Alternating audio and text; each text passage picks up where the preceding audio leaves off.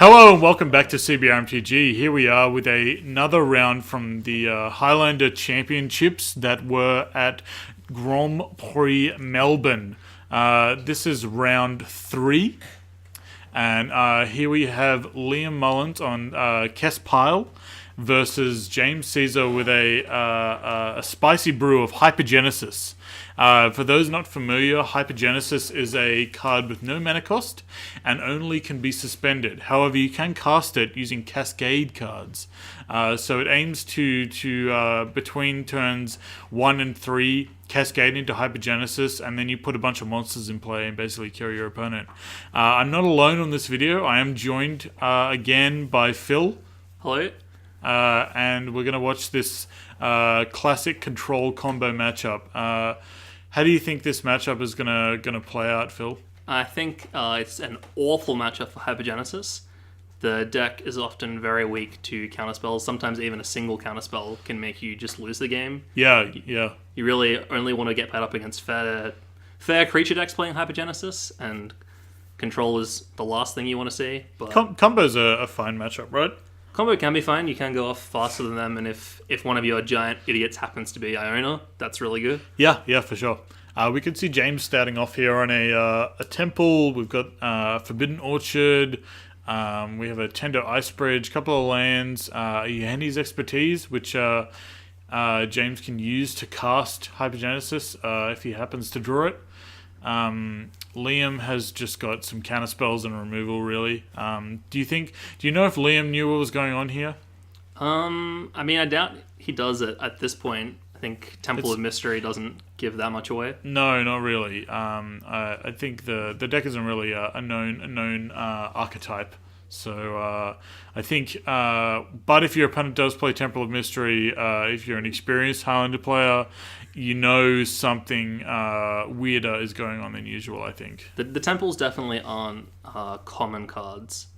They were so fantastic in Standard. I remember playing with them in Standard, and they're definitely like an EDH staple. Like the Scry one is so powerful for 0 mana. You know, it lets you keep slightly greedier hands. It fixes your mana. You know, like it's they're a fantastic cycle, and we see fetching out a Blood Crypt into an untapped Watery Grave here, representing a mana leak. Or any kind of interaction.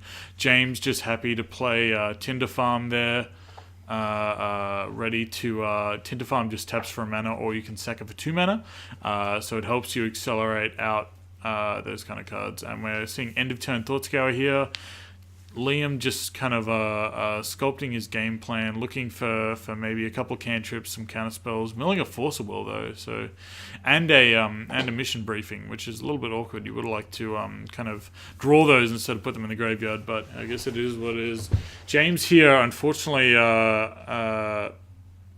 just drawing a bunch of lands. Yeah, he's definitely drawn a lot of air and not a lot of cards that actually do things. He does have a Wheel of Fortune he could have cast there off the Tender Farm, but elects to hold off on that for now. Yeah, he also has a Bring to Light as well, I think. Yeah. So you do have a way to cast Hypergenesis immediately if you would like to, but I think we're going to see that Wheel cast. Wheel, as Highlander players would know, recently went to 0 points, so it's kind of been jammed in a bunch of different decks. As people make use of it at 0 points, and now we're going to see a Verdun click here, and although Liam gets to look at the hand, it's still kind of unclear what's going on. If I was in Liam's seat and I didn't really have a good grip on the format, I'm not sure I would have clicked to what's happening here. It's pretty obvious something spicy is going on. Yeah, but for sure. It's not necessarily obvious. Yeah, what that might taking be. the Bring to Light here, setting that to the bottom. James getting to replace it with a land. That's pretty lucky. James does have Shardless Agent here, and Shardless Agent will allow him to cascade into Hypergenesis if he likes, but there's not a lot to put into play here. There's pretty much only Iona. Well, he does have Iona, and against a deck like Caspile, just Iona sometimes is definitely good enough. Yeah, for sure. If you just name black, they probably can't kill it. Yeah, and they're not going to get to put in more better things than you are most of the time. There's not a lot of permanents going on. There's a lot of instants and sorceries, yeah, for sure. James has picked up what looks to be maybe a Jingataxis here. Yeah, he's drawn Jingataxis off the Clique and Paradise for turn. Oh man, yeah. That is unfortunate. All right, we're going to go for the Shardless Cascade into Hypergenesis here. We get to see a little bit more of James's deck and a little bit more of what's going on. We can see a Time Twister there, Gifts Ungiven, Necromancy is a nice little reanimation spell you can play. The gimmick with Hypergenesis is that you're not able to play things that cost 2. Yeah, you can't play any 1 or 2 drops, which is part of why the deck is playing a Temple. It gives you a bit of card selection in the early turns. It's also why the deck is actually only 5 points. You've just got nothing to really spend your points on, right? Yeah, so the deck is playing basically all the blue points that cost a lot, which is Force of Will, Intuition, Gifts Ungiven, Twister, and Jace. Yep. And then the other points that you could spend are all colorless lands, so things like Library of Strip Mine, and you can't get away with playing colorless lands. Fair enough, yeah. Yeah, you need all your colors. Yeah, and you can't play any acceleration because it all costs 0. And you would have to. You can play Spirit Guides. Yeah, you can. Well, you can play Spirit Guides, but I was more referencing pointed cards. Yeah, sure. That accelerate you. Yeah, all of the artifact-based acceleration is kind of just not really where you want to be. So we've seen the Hypergenesis here get remanded, so it's back in James's hand, which ordinarily would be kind of a bad situation for Hypergenesis to be in, especially in a singleton format. But he does have that copy of Yeheni's Expertise, so he'll be able to cast the Hypergenesis again using that, or maybe not. Yeah, it's definitely unfortunate for James to see the Thoughtseize come out here. If Liam takes the Yeheni's Expertise, that's actually the only way in the deck of casting Hypergenesis from the hand. Yeah. Is there a thought here to maybe taking the Hypergenesis just so James can't suspend it?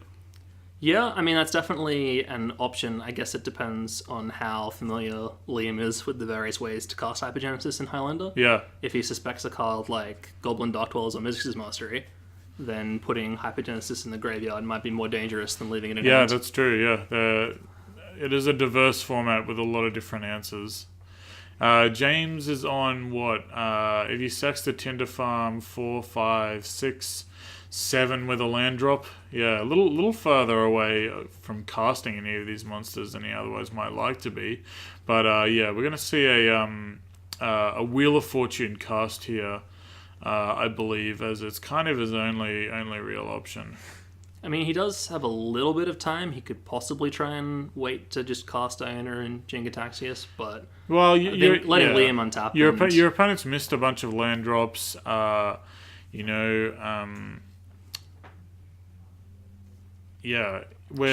seeing this wheel resolved, but unfortunately, Liam has shuffled his hand in instead of discarding it. To wheel, thinking it was kind of like a time twister almost. The graveyard is still fine, but yeah, that is unfortunate.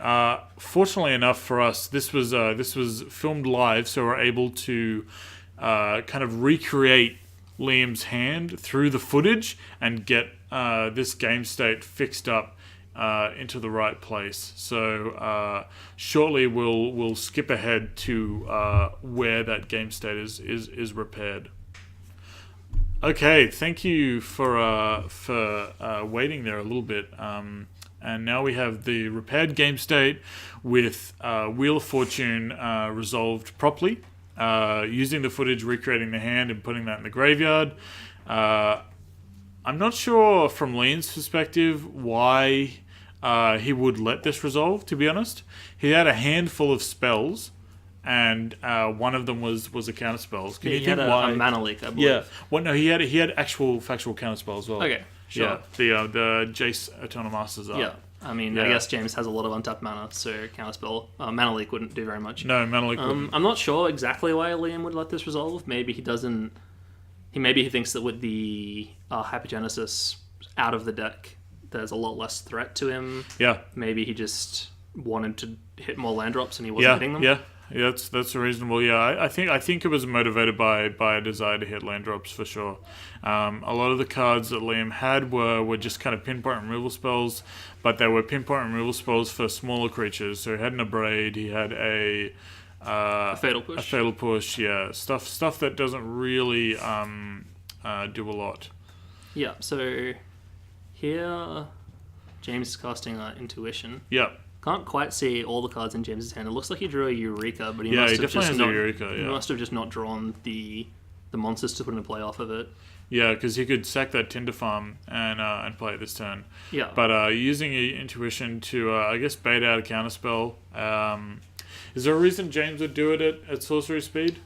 I guess I'm not exactly sure what kind of intuition pile he was trying to assemble. Yeah, true.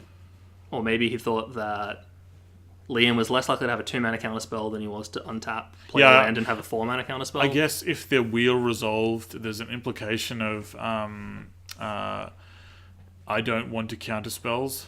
And I'm not interested in spells that just draw you cards. I want to counter only threats. Sure. I mean, also looking through the graveyard, if you see that things like Mana Leak and Counterspell are gone, there's just not that many 2-mana counters to play around anymore. Yeah, true. James has drawn a lot of lands here, a bit flooded. I mean, he can cast that Eureka and basically use it as a kind of tiny fast bond and play a bunch of lands, which will allow him to cast monsters in the future. Yeah, it's definitely a line he could take if Eureka were to resolve. Yeah. I know that Liam does have a Cryptic Command in hand. He used the Mana Drain mana to cycle a Fetid Pools. And now he's kind of in the perfect position for this Kess pile deck. You know, he has a counterspell or two in hand. There's a threat on the board in terms of a Endearing Click and a Spirit Buddy joining it. And he's set up to venture into the long game and just slowly chip away with these creatures until James is dead. Yeah, he's got James dead in 3 swings, which is easily 2 with a Lightning Bolt or a similar effect. Yeah, for sure. He can animate that Wandering Fumarole as well if you would like, in order to accelerate the clock. Definitely a bit of a risky move to animate the Fumarole. I think on the turn you're killing him. It's probably okay. Sure. I guess with Hypergenesis in the graveyard, you don't have to worry about a Violent Outburst into a bunch of blockers. Yeah, for sure. James is kind of limited in options here. He just kind of has lands. I think he has a Terastodon and maybe an Omniscience in hand. I see that, yeah. So I think if he were to cast Eureka and it were to resolve, he might be okay here, but Liam does have the answer. So. He would have a lot of blockers, yeah. But James electing to hold off for now, I think. Yeah, we're seeing a fetch crack end of turn from Liam. Sideboard-wise, I think the matchup kind of only gets worse for Hypergenesis, right? I'm not really sure what Kess pile gets in the sideboard. Particularly for a kind of a strange deck like this. I guess if they're playing something like Arcane Laboratory, that's pretty bad for Hypergenesis. Yep. Hypergenesis does have a few slots in the sideboard for control, but they're sort of awkward because you can't play sort of like the Thoughtseizers and Duresses that you might want to play as a combo deck into control. True, You get to play City of Solitude and Choke, which are definitely not as good. Yeah.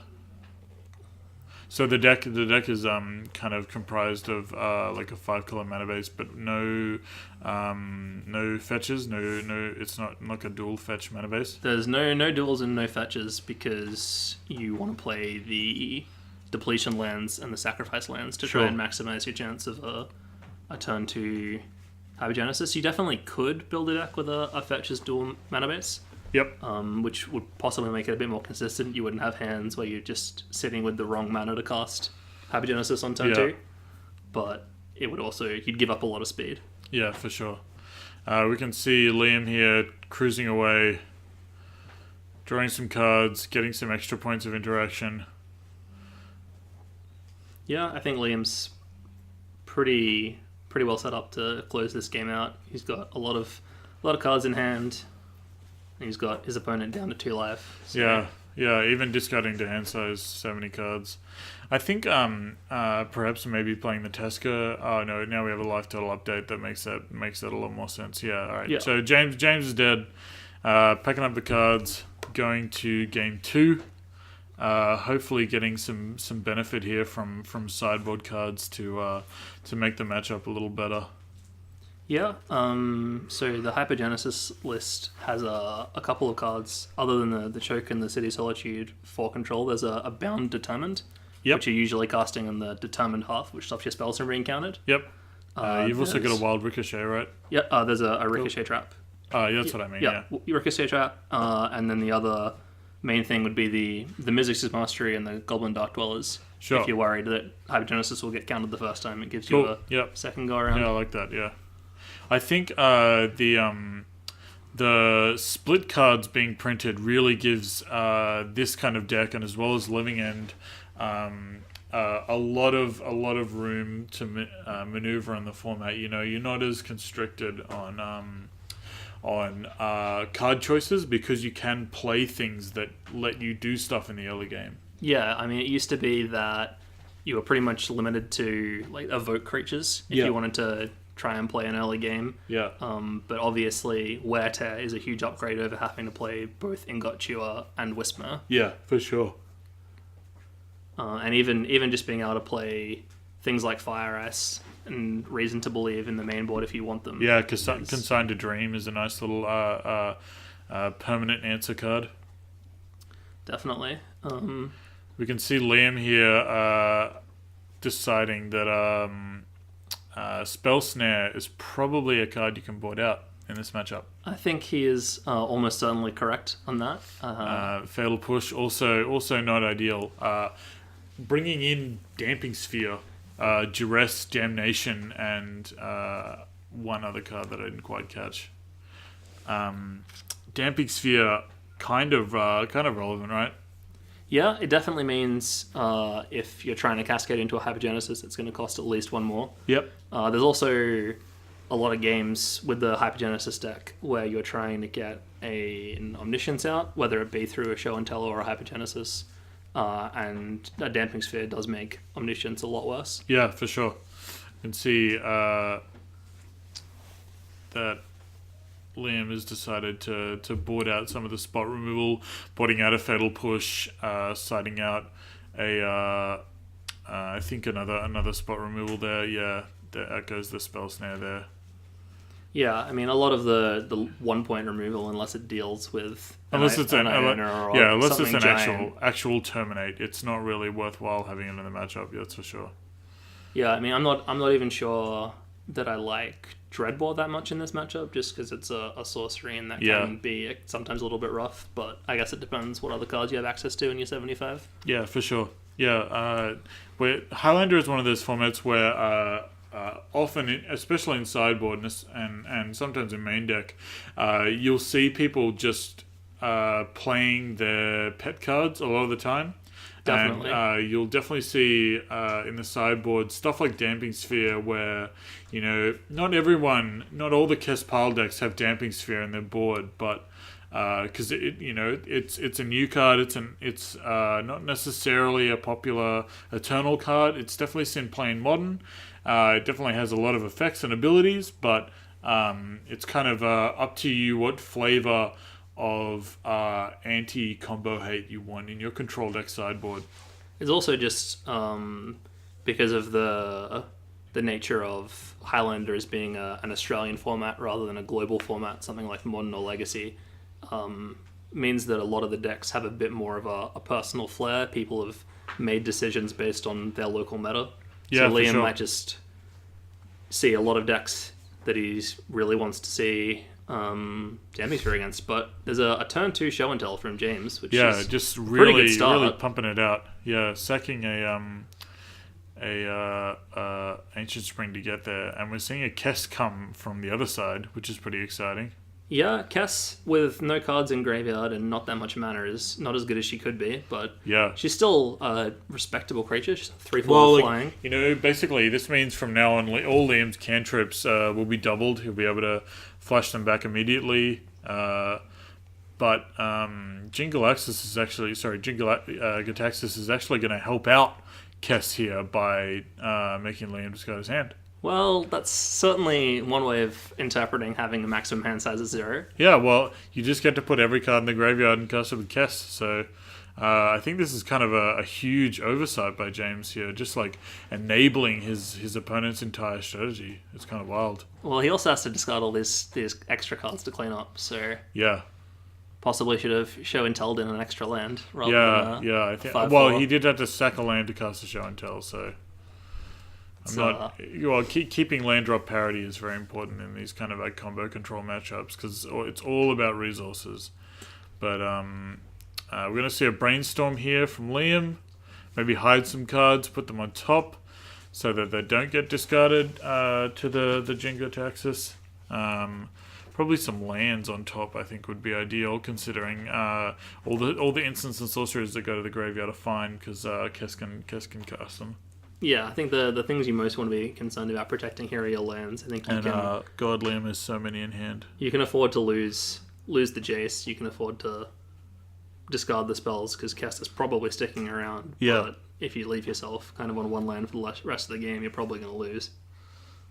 Oh, well, doesn't care about those cards at all, apparently. Yeah, kind of an interesting decision to put those lands on top nice and safe and then just shuffle them away. Yeah, I think Liam is just valuing bolting James's face more, apparently. Yep. Certainly, I imagine is the line he's going to take here. Yeah, it's unfortunate that he played that Fetterpools first. If he had played a Volcanic Island or a fetch land first, and kept that in hand, he would have been able to double bolt here and just take care of that Jingataxis straight away. Yeah, Jingataxis, despite being a giant monster, does only have a 4 toughness. Yeah. So. We're seeing another brainstorm here. Maybe you're going to choose to protect some lands with this one, do you think? Probably. Assuming Liam is fully aware of all of the text on Jingataxis, I would suspect that would be what he was doing. Alright, bye hand. See you later. So we've chosen to keep I think a Mana Drain and a land on top. Mana Drain not at its best here, I think. No, Mana Drain's definitely a bit awkward when you're only ever going to get to cast it in your turn. Yeah, I don't know about keeping that Drain on top. I probably would have kept the land myself, but let's see how it works out. James doesn't really need to do a lot here, right? No, I mean, he's just going to win the race if they keep bashing each other with creatures, so that's a good start. Well, I mean, Liam does have that bolt to flash back, I think, so... That's true, but I'm not sure that changes the clock. It's 3 swings for James and 5 and a bolt for Liam. Yeah. I guess James is just probably also going to find some amount of action before... Liam is able to really establish control here. Yeah, I believe he drew he's drawn a lot of cards there. I'm not sure which of those piles is the one he's looking to discard and which one he's looking to keep around. But he seems to have a Violent Outburst and a bunch of giant idiots that he can put into play with the Violent Outburst, hitting a Hypergenesis. Yeah, and Emrakul shuffling back. Yep. Some cards. I think that James has the Maelstrom Wanderer in hand, which does give all your creatures haste. Yeah. So I'm not sure if he discarded the Emrakul along with Hypergenesis to keep it safe to get it back in the deck, or if he just didn't think he needed the hasted Emrakul with all of the other action he has in hand. Yeah, true. I mean, like, if he did draw the Hypergenesis, I think it's important to put it back in your deck so you can cast it. Yep, it's definitely something that you want to keep in mind with both the Emrakul and the Ulamog, the original Ulamog that the deck is playing. Yeah, I think you just redrew Emrakul, so better lucky than good, I guess. Yeah. He's cascading into Hypergenesis. And if he does have the Maelstrom Wanderer, I think it's pretty likely Liam is dead here. Yes. Yeah, there we go. Right. Yeah, that's a lot of damage. And losing all those permanents. How sad. Liam didn't even have that many permanents to deal to begin with. It turns out turn 2 Jingataxias on the play against control is pretty good. I guess so, yeah. Liam just having a look at what he might have drawn. Sifting through, maybe checking some sideboarding here. Yeah, he definitely might be having seen a few more cards. He might be having a think about if he wants to change his sideboarding for game 3. Yeah, I'm not sure. Liam has this Kess pile decks. I'm not sure if he has many other options. He could maybe consider some Rebs, as there are blue spells in the deck you want to counter, bring to light, show and tell, that kind of thing. Yep, and there's also definitely instances where red blasting a result Hypergenesis can be good enough to keep you in the game. Yeah, for sure.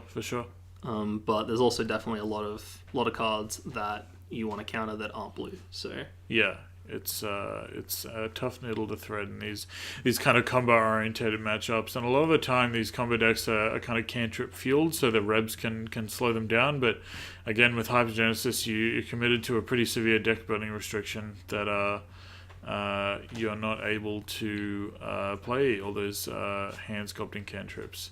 We are seeing some sideboarding revisions here after noting that there are some more cards in the deck that you didn't know about. Notion Thief coming out. Goodbye, Notion Thief. See you around. Was Notion Thief. No, that is Notion Thief going out. I thought it was coming in.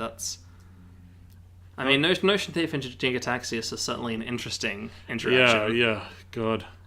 You definitely will just draw a bunch of cards. I feel like unless you have an Emrakul or something in your deck, you're probably going to die to your Notion Thief pretty quickly. Yeah, maybe. I guess you don't really get to use the cards. Well, you get to untap with the cards at least, which isn't too bad. You draw them... Oh, yeah, you do. Yeah, you draw them in your opponent's end step. Yeah. Which isn't terrible. If you're able to, at the very least, you will probably hit a land drop every turn. Yeah, we can see actually Liam here bringing in the Rebs. And that looked... Is that a fiery confluence coming out? Yes, yeah. Seems like it. Just wanting a way to maybe kill some artifacts and maybe just even 6 to the face. I imagine he expects if he's casting Fiery Confluence, it will be in its Lava Axe mode. Yeah. I don't think James changed anything for Game 3. No, it doesn't look like it. He just slammed that down and presented it, yeah. I don't think I saw a choke come in on James's side.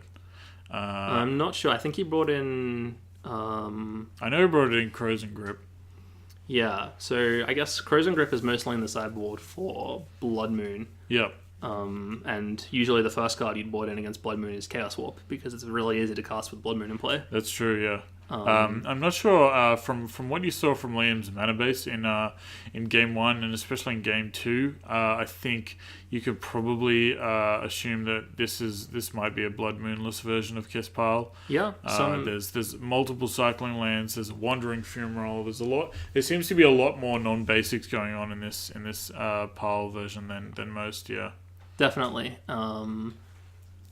So it's definitely possible that the deck is just not even playing the Blood Moons in the sideboard, which is where Kess usually plays them, if it plays them at all. Yeah. So yeah, here we see one of those instances where James is being hurt by being 5 colors because he's drawn Sandstone Needle, the red depletion land, and he wants to cast Shardless Agent, which cannot be cast very easily with red mana. Yeah.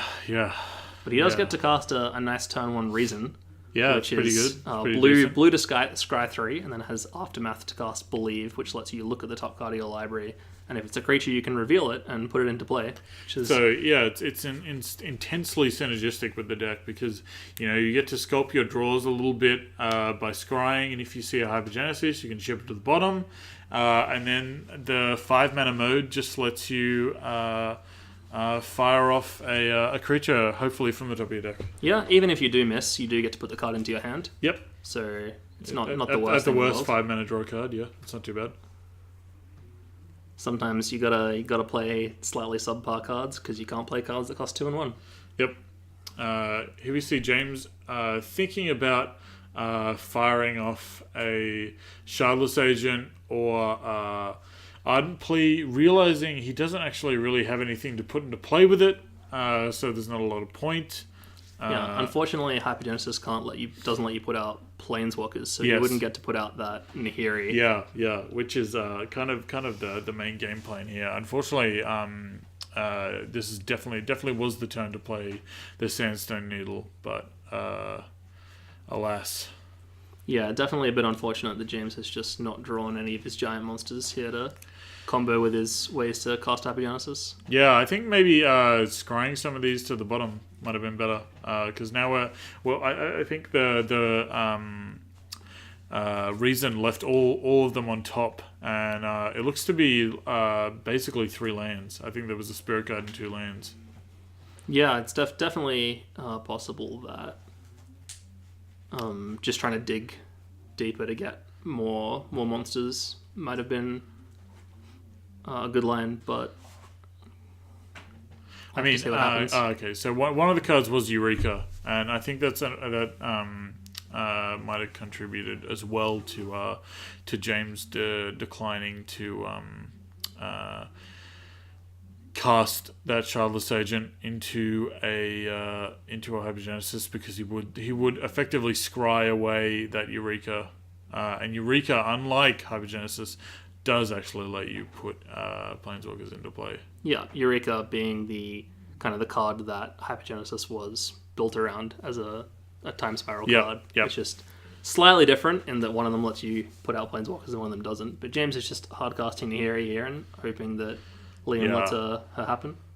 Yeah, this is a very, very easy mana leak from Liam here. Not interested in any Nihiri happening. Does James only have one Spirit Guide in hand, or did he have both? Because if he has both, one. he Just might one. have been able to... Just the one. Okay. Yeah. Just the Elvish, as far as I'm aware. He might have been able to bait the waters a little bit using the charge counter off the Tendo Ice Bridge with a Eureka.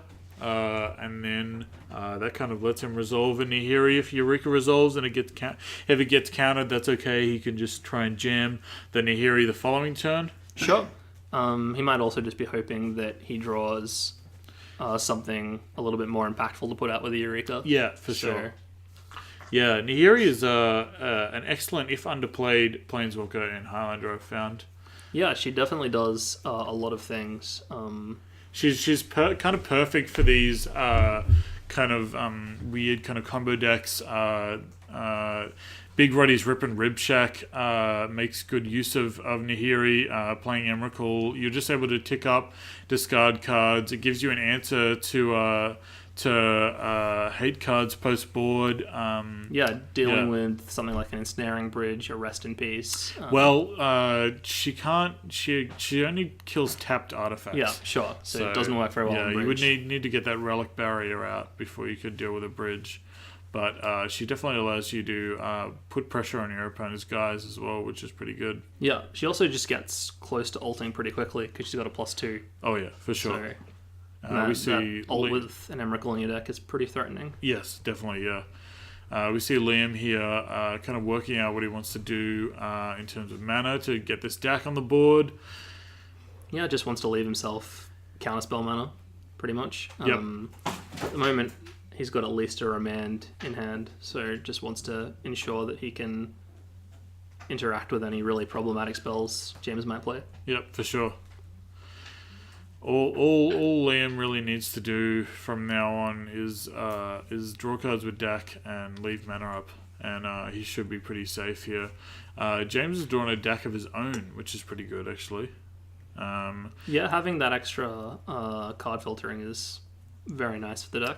Yep, and Liam's only response here is Remand, so it seems this deck is going to resolve. Yeah, I mean, if he were to remand this and James has a land drop, James could either replay deck or possibly cascade into a Hypergenesis, which could be very disastrous for him. Yep, so for sure.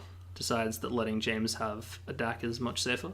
Yep, and pitching some lands here. We've got plenty of mana going on. Playing a Gemstone Mine here. James's hand is basically just the card Hypergenesis in quadruplicate, essentially, triplicate. I think he's got at least Ardent Plea and Eureka, and I think he has another of the. He's that Childless Agent, yeah. And the Spirit Guide.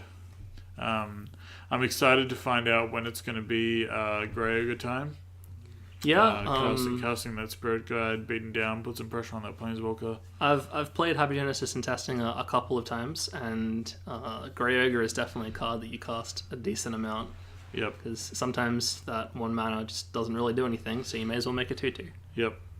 All right. Duress and Toxic Deluge going to the bin. Not interested in Duress, which is pretty interesting, really. Yeah, I would have thought that Duressing here is pretty nice. I think Liam might be sitting on a Mystic Confluence, which might be why he doesn't want to. I think that card in the middle might be Confluence. Yeah, potentially, yeah. So obviously doesn't want to tap himself out of that and only leave himself with Remand. Yeah. But obviously if you keep Duress, you don't have to cast it Yeah. immediately. I guess he just puts a lot of value in having a Damnation to deal with a possible Eureka in the future. Yeah, for sure. Deck getting rid of some more lands. Here we see some more lands being tapped as I think this is going to be a Eureka from James. Yeah, he's drawn a Void Winnow. I think he's just casting Believe. Okay, well, there you go. Just the old cantrip. Well, I mean, he could just hit really well off the top. Yeah, true. I wonder if Liam's going to remand this or not, if he thinks it's that big of a problem. Just confluencing it, yeah. Seems reasonable to draw those cards, yeah. And it means you don't have to hold it up anymore, which is pretty good. Gives you food to discard the deck. Yeah, I think Mystic Confluence in Mana Leak Draw 2 is usually pretty backbreaking for the person not casting it. So yeah, for sure. Seems like a pretty good play from Liam here. Yep. Correct me if I'm wrong, but if Liam had chose to remand the Reason to Believe, it would still be exiled due to the Aftermath ability? Right, yeah. So there's possibly a world in which you'd want to do that in order to just get the maximum amount of value from remand, yeah, for sure. But it's also a lot less mana efficient. Yeah. I think the taxation of holding up 5 mana every turn could be an incentive to just get the Mystic Confluence out of the way there, and he figures that given James has discarded a bunch of lands, remand is probably just gonna do the remand thing, do a good counterspell impression regardless. Sure. A sneak attack here from Sneak James attack and Violent Outburst are pretty nice. Yeah. So if he holds on to the Outburst, he can Outburst and Liam's M step, untap and cast Eureka, which is pretty nice. But he's actually elected to discard Eureka here, so cuts himself off from that line. I can't see what all the cards. He's got a Sneak Attack, a Void Winnower, a Terrastodon, and a Shardless Agent, I think. Yeah, I think possibly holding Outburst over Shardless because of the instant speed might have been a little better, but James also might be thinking about if he draws a card like Forcible or Misdirection, having that blue card to exile is a lot better than not. Yeah, for sure. I think that's definitely a big consideration here. James is just kind of sifting through cards, waiting until he can find a way to cast a combo card and have backup. So we're seeing Fumarole being activated here, and I think smacking Dak for 4. Yeah, here we go. Just a bit worried about that ultimate, I guess. Yeah, I guess so. He does have a Hymn to Turok and a Force in hand and a Remand. He hasn't left himself double black, but yeah, I don't know. I think maybe casting the Hymn there might have been better. It reduces the usability of Dak, and getting cards out of your opponent's hand is always good in these combo matchups, especially when your opponent's combo requires so many cards to be effective. Definitely. But he has left himself remand, which means he gets to remand the Hypergenesis again, which is not a great sign for James. No, yeah, not at all. Yeah, this is kind of a bad spot to be in from James' perspective. He kind of needs to, if he wants to start actually making threats happen, he needs to play a lot of lands. And well, he does have a Sneak Attack, and Liam currently has no mana up. He does have a Force of Will, unfortunately, for James. Yeah, but I think if there were a world where James was going to win this game, casting Sneak Attack here would be a great start. For sure. Do you think there's a line of just discarding the Emrakul here to get the Hypergenesis back in the deck while you can?